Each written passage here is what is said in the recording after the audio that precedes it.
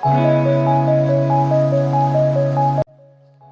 kubasuhuza kandi tubahaye ikaze inshuti bakunzi ba Fab TV dukurikira umunsi ku munsi, twagarutse muri ya gahunda yo gusobanura amazina.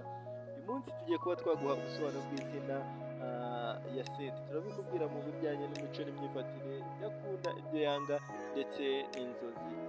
Tubahaye ikaze rero mudukurikira umunsi ku munsi, wowe tugera hano aribwo bwa mbere, nawe ikaze ku muyoboro tukugeza ubusobanuro bw'amazina.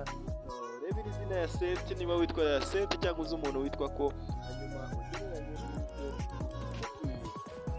Kandi subscribe niba utarayikanze kugira ngo uzajye ubona ubusobanuro bw'amazina atandukanye tugucishirizaho hano kuri Fab TV. Nawe utwandikire muri comment tubwire izina wifuza ko twaguha ubusobanuro bwacyo. Twihanganire ko ubwo amajwi atari kuza neza cyane, ariko icyo twakubwira tega amatwi wumve ubusobanuro bw'izina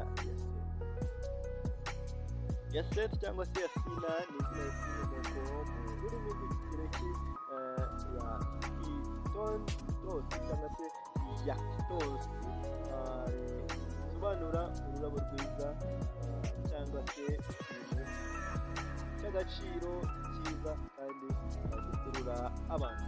Bijyanye n'imico n'imyitwarire y'uwitwa ya Seth cyangwa se ya Sina, akunda kuba umuntu woroheje, umunyamahoro kandi utekereza cyane.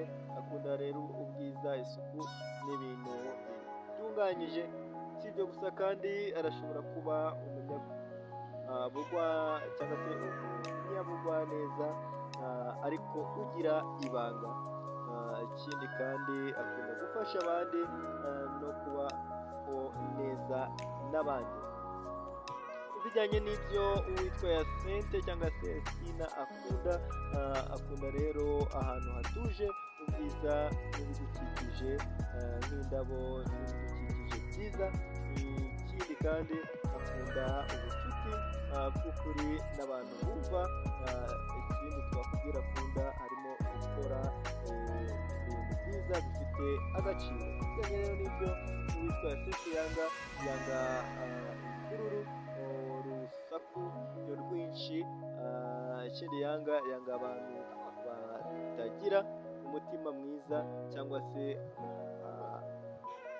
abababaza abandi. Ikindi twakubwira yanga akajagari n'ubuzima budafite gahunda.